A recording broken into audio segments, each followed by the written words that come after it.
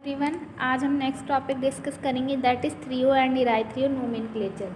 ये बहुत इजी है, बस हमें अगर देखना है कि ये कई बार आ जाता है कि कंपाउंड हमें दे दिया जाता है, पूछ लेते कि थ्रियो है या फिर इराइथ्रियो है, तो उसको हमें इजीली समझ सकते हैं। बट इसके लिए कुछ कंडीशंस है, वो कंडीशंस क्या है वो हम देखते हैं। फर्स्ट कंडीशन है कि यहाँ पर दो एसिमेट्रिक सेंटर होने चाहिए। मस्ट कंडीशन है कि मस्ट टू एसिमेट्रिक सेंटर,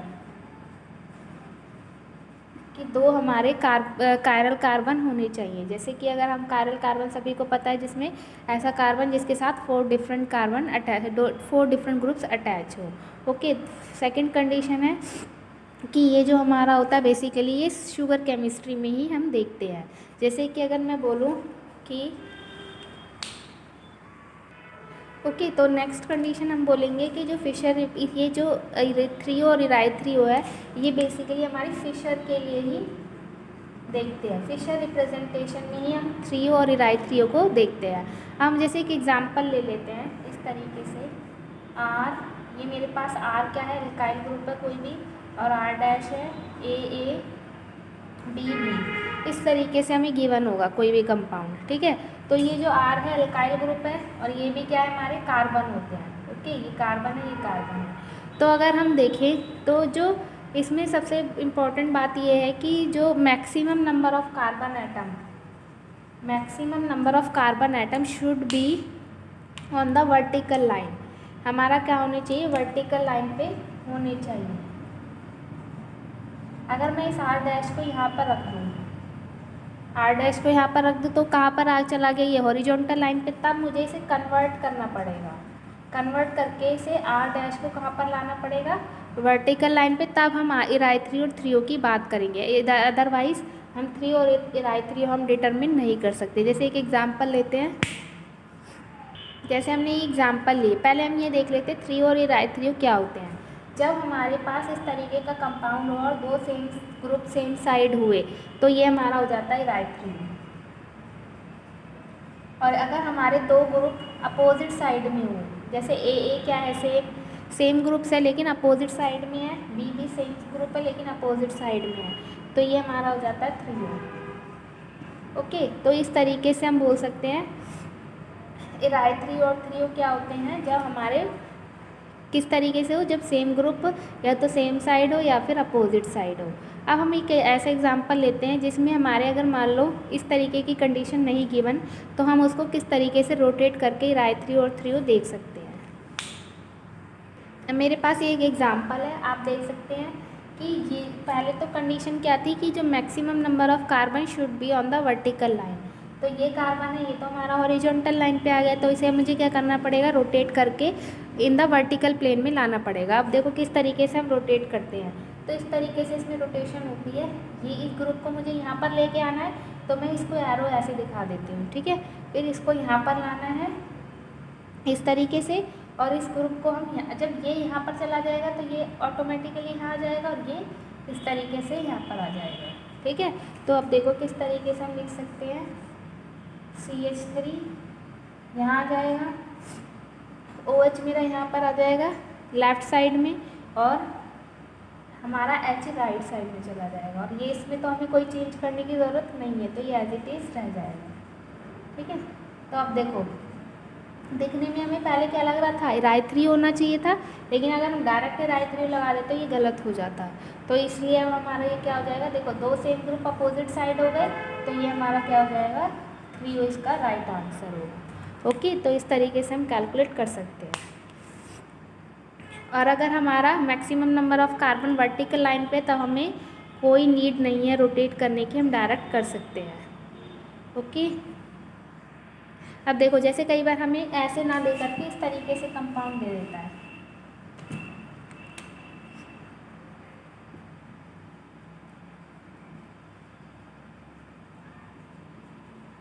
इस तरीके से कंपाउंड मिलेगा हमें, और ये बोलेंगे कि इसको 2,3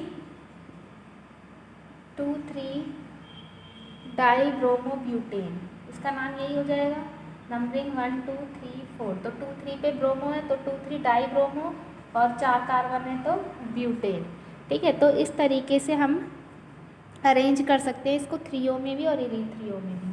तो कैसे करेंगे, तो देखो 4 कार्बन है तो हमें मैक्सिमम नंबर ऑफ कार्बन कहाँ लाने हैं, वर्टिकल लाइन पे। तो ये कार्बन 1 2 3 4, तो 4 कार्बन हमारे वर्टिकल लाइन पे आ गए। अब हम क्या करेंगे, जो बाकी के ग्रुप्स है उसको अरेंज कर दो। क्या क्या बचे हमारे, हाइड्रोजन और ब्रोमीन बचे इन दोनों कार्बन पे। ये कार्बन मेरा 2 है, 1 2 3 4, तो 2 3 कार्बन पे ब्रोमीन है, तो ब्रोमीन को मैं सेम साइड भी लगा सकती हूँ और अपोजिट साइड भी हम लगा सकते हैं। ठीक है, तो हम 2 3 पे जो ब्रोमीन था हमने उसको अरेंज कर दिया हॉरिजॉन्टल लाइन पे। तो हमारा यहाँ पर बचा क्या, हाइड्रोजन इस कार्बन पे। तो इन हाइड्रोजन को हम जब यहाँ पर ऐसे लग गए तो ये पोजीशन जहाँ खाली होगी वहीं पर हाइड्रोजन लग जाएंगे। तो अगर हमारा सेम साइड आ रहा है तो ये राइट हो जाएगा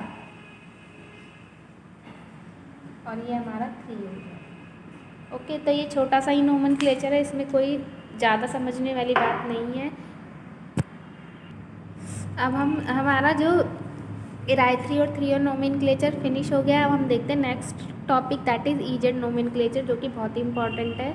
तो अब हम इसमें देखते हैं कि किस तरीके से ईजेड नोमेनक्लेचर हम किस टाइप के कंपाउंड्स में कैलकुलेट करते हैं। जैसे अगर मैं बोलूँ, जैसे हमने RS देखा, तो RS में हमने जो सिंगल बॉन्ड के कंपाउंड थे, जैसे कि कार्बन जहाँ पर सिंगल बॉन्ड बना रहा था वहाँ पर RS नोमेनक्लेचर हम देखते हैं। लेकिन ईजेड नोमेनक्लेचर किसके लिए वैलिड होता है, ओनली डबल बॉन्ड के लिए।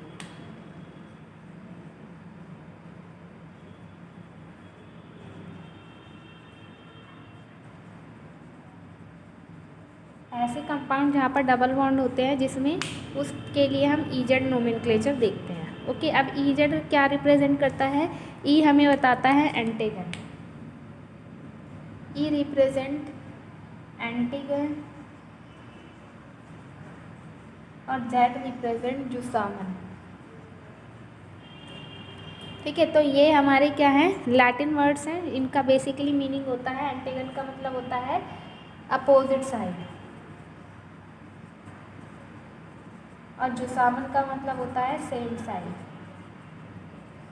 ठीक है, तो ये या फिर टुगेदर बोल सकते हैं। तो बेसिकली किसके लिए बात कर रहा है कि अपोजिट साइड और सेम साइड टुगेदर के, ये किसके लिए बोल रहा है, ये जो ग्रुप्स हैं, अगर हमारे सेम प्रायोरिटी वाले ग्रुप सेम साइड आ जाते हैं तो हमारा उसके लिए बोलते हैं जुसामन। अगर हमारा सेम प्रायोरिटी वाले ग्रुप अपोजिट साइड आ जाता है तो उसके लिए हम बोलते हैं एंटीगन। तो किस तरीके से नोमेनक्लेचर देखते हैं, तो फर्स्ट कंडीशन क्या है, ऐसे कंपाउंड जिसमें डबल बॉन्ड होते हैं वहाँ पर ही हम ईजेड कैलकुलेट करते हैं। सेकंड ये होता है कि जो डबल बॉन्ड होता है वो हमारी मस्ट भी रिस्ट्रिक्टेड रोटेशन होनी चाहिए। अब रिस्ट्रिक्टेड रोटेशन क्या होती है, बेसिकली कि हम जैसे कि हम देखते थे कि सिंगल बॉन्ड के अराउंड रोटेशन पॉसिबल है। ठीक है, अगर जैसे मैं बोल रही थी फिशर में हमने देखा था, तो ये जैसे ABCD इस तरीके से है, तो इस बॉन्ड को रोटेट करके मैं यहाँ पर लेकर के आ सकती हूँ, तो उसमें कोई ज़्यादा डिफरेंस नहीं होगा, मतलब कि हम इजीली रोटेट करके अपने अकॉर्डिंग कंपाउंड को देख सकते हैं। लेकिन डबल बॉन्ड वाले कंपाउंड्स में रोटेशन पॉसिबल नहीं होती, क्योंकि डबल बॉन्ड स्ट्रॉन्ग बॉन्ड होता है और उसमें डबल बॉन्ड सभी को पता है, डबल बॉन्ड हमारा कैसे बनता है, लेटरल ओवरलैपिंग से बनता है, पाई बॉन्ड की। ठीक है, लेटरल ओवरलैपिंग से बनेगा, तो यानी कि यहाँ पर हमारी इलेक्ट्रॉन डेंसिटी अपर साइड भी और डाउन साइड भी है। तो इसमें क्या होता है, इलेक्ट्रॉन डेंसिटी की वजह से ये जो डबल बॉन्ड होता है स्ट्रॉन्ग बॉन्ड होता है और ये इजीली ब्रेक नहीं हो पाता, इसीलिए हम बोलते हैं रिस्ट्रिक्टेड रोटेशन होती है इसमें। ठीक है, तो ईजेड नोमेनक्लेचर यहाँ तक क्लियर हो गया कि डबल बॉन्ड के लिए देखा जाता है। अब हम एक एग्जाम्पल लेते हैं। अब यहाँ पर अगर मैं देखूँ, ये एक कार्बन 4 बॉन्ड बनाता है, तो 2 तो ये बन गए, तीसरा 4 4 बॉन्ड बना रहा है। अगर हम देखें तो ये HP क्या है हमारा, हाई प्रायोरिटी। अब प्रायोरिटी हमें कैसे देनी है ग्रुप्स को, अकॉर्डिंग टू CIP रूल, जो हमने RS नोमेनक्लेचर में देखा था। तो वही CIP रूल हमारा यहाँ पर अप्लाई होगा। बेसिकली जिसका एटॉमिक नंबर हाई होगा उसी को हमें फर्स्ट नंबरिंग देनी है। ठीक है, तो अगर हम देखें तो अगर मान लो हाई इस कार्बन पे जैसे 2 ग्रुप्स हैं, फ्लोरीन और हाइड्रोजन। तो इस कार्बन पे जो नंबरिंग होगी हमें कैसे देनी होगी, जिसका एटॉमिक नंबर हाई होगा उसको 1 दे देंगे और जिसका एटॉमिक नंबर लो होगा उसको 2 दे देंगे। सेम यहाँ पर भी हमें करना है। इस कार्बन पे जिसका एटॉमिक नंबर हाई होगा उसको 1, जिसका एटॉमिक नंबर लो होगा उसको 2। तो इस तरीके से हमारी कंडीशन क्रिएट हो जाएगी, या तो हाई प्रायोरिटी सेम साइड आएंगे या फिर हाई प्रायोरिटी हमारी अपोजिट साइड आएंगे। ओके, तो हमारा अगर सेम साइड आता है तो ये हमारा हो जाता है Z, अगर अपोजिट साइड आ जाता है तो E का मतलब हमने देखा था, E का मतलब होता है अपोजिट साइड। ओके, तो इसीलिए हमारे यहाँ पर E हो जाएगा, अगर सेम साइड आ रहा है तो Z हो जाएगा। अब हम इसको एक एग्जांपल से समझ सकते हैं। तो हमारे पास ये इस तरीके का कंपाउंड गिवन है, तो इसमें अगर हम देखें तो इस कार्बन पे देखते हैं पहले, इस क्लोरीन और इसमें हमारा इसका एटॉमिक नंबर ज़्यादा होगा, फिर इसका 1 और 2 हो गई। अब इस कार्बन पे देखते हैं, फ्लोरीन और हाइड्रोजन में इसका होगा फिर इसका। तो अगर हम देखें तो हाई प्रायोरिटी 2 हमारा सेम साइड में आ रहा है, तो ये हमारा क्या हो जाएगा, Z हो जाएगा। ओके, इस तरीके से हम और एग्जांपल्स देख सकते हैं। ये बात आपको याद रखनी है कि जो सिस ट्रांस कंपाउंड थे, सिस ट्रांस होता है जब 2 ग्रुप हमारे सेम साइड में होते थे, 2 सेम ग्रुप सेम साइड में होने चाहिए सिस के लिए। तो जैसे कि अगर मैं बोलूँ कि इस टाइप का अगर हमारे पास कंपाउंड आ गया ABCD, जब चारों डिफरेंट ग्रुप है तो वहाँ पर हम सिस ट्रांस अप्लाई नहीं कर सकते थे। लेकिन अगर मेरे पास 2 सेम ग्रुप अपोजिट साइड आ गई तो यानी कि इसको मैं क्या बोलती थी, ट्रांस, इसको हम ट्रांस बोलेंगे। या फिर अगर मैं बोलूँ कि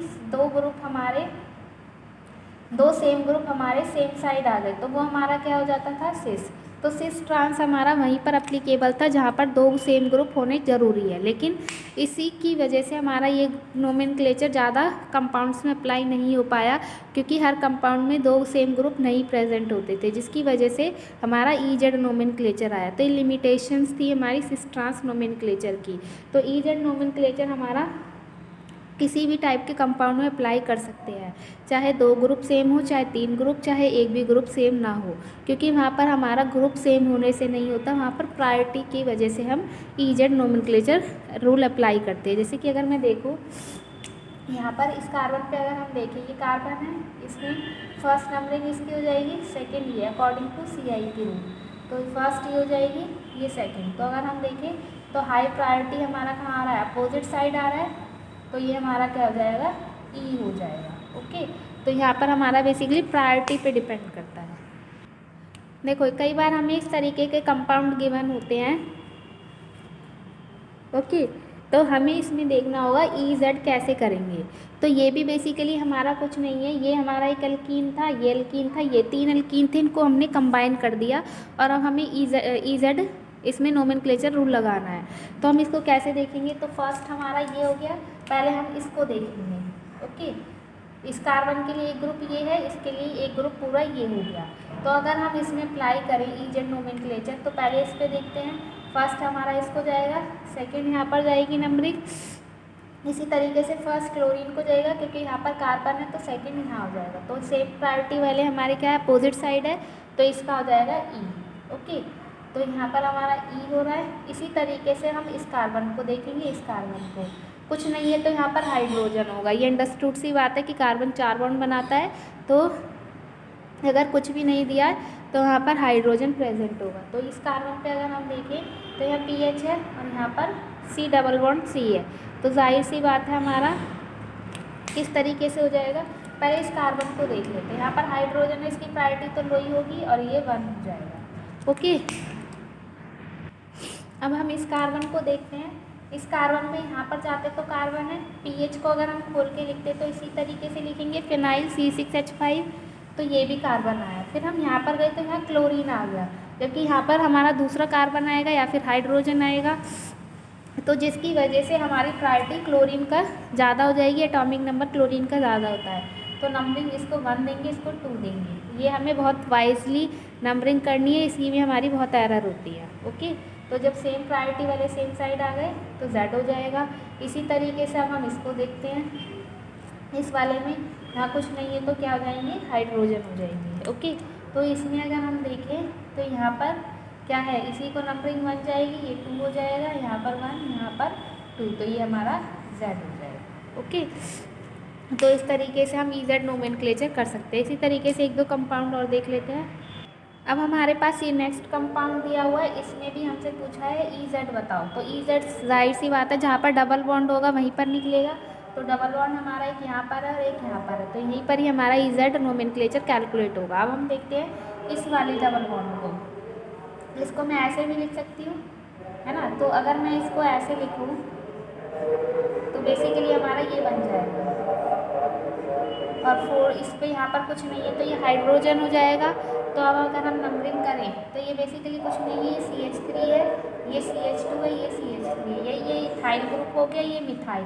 तो जाहिर सी बात है नंबरिंग 1 यहाँ पर हो जाएगी, नंबरिंग 2 यहाँ पर हो जाएगा। ठीक है, इसमें अगर हम देखें तो नंबरिंग 1 और नंबरिंग 2, तो सेम प्रायोरिटी वाले ग्रुप अपोजिट साइड है, तो यहाँ पर E, तो इसलिए यहाँ पर हम लिख सकते हैं, सॉरी यहाँ पर ब्रोमीन है तो ब्रोमीन आ जाएगा।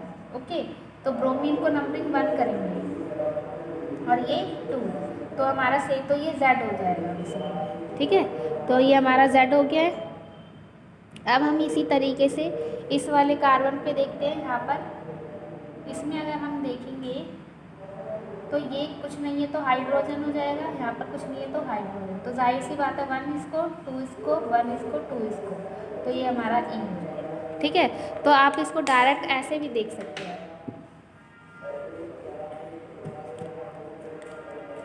हमें ऐसे गिवन होता है,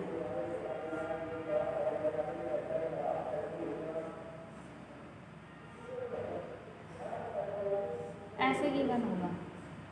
ठीक है, तो इसको हमें अगर ऐसे गिवन होगा, इसमें भी पूछ लेंगे EZ नोमेनक्लेचर, तो आपको कुछ नहीं करना, सिंपल सा आपको यहाँ पर देखना है, यहाँ कुछ नहीं है तो हाइड्रोजन, यहाँ कुछ नहीं है हाइड्रोजन, यहाँ हाइड्रोजन, यहाँ हाइड्रोजन। पहले वैलेंसी कंप्लीट कर लो। अब इसको EZ देख लेंगे, यहाँ पर अगर देखें तो ये 1 हो जाएगा, ये 1, तो ये अपोजिट साइड हो गई, तो ये E हो जाएगा। ठीक है, अगर हम यहाँ पर देखें तो इस कार्बन पे जब हमारा इस तरीके से होगा तो ये E होगा, अगर ये ऐसे होगा तो ये Z होगा। ठीक है, क्योंकि देखो हाई प्रायोरिटी वाले हमारे अपोजिट चले जाएंगे, तो ये E हो जाएगा, ये Z। तो इसी तरीके से यहाँ पर करेंगे, यहाँ पर हमारे सेम साइड आएंगे 1 1, ये 2 2 होंगे तो ये Z हो जाएगा। सेम यहाँ पर ये अपोजिट साइड हो गई, ये कंडीशन ये वाली बन रही है। कैसे बन रही है? इस तरीके से। ठीक है, एल्काइल ग्रुप सही है तो हमारा यहाँ पर भी E हो जाएगा। ठीक है, तो EZ E इस तरीके से देखना है कि सेम प्रायोरिटी, या तो प्रायोरिटी लगा लो या फिर इस तरीके की कंडीशन अगर अराइज हो रही है तो ये E हो जाएगा, ये Z हो जाएगा। ओके, तो हमारा EZ नोमेनक्लेचर ये ख़त्म हो गया है। इस तरीके से आप और भी कंपाउंड्स में लगा सकते हैं। ओके, अब हम नेक्स्ट टॉपिक देखेंगे नेक्स्ट वीडियो में। तब तक के लिए अगर आपको ये वीडियो अच्छी लगे तो please like share and comment. Thank you.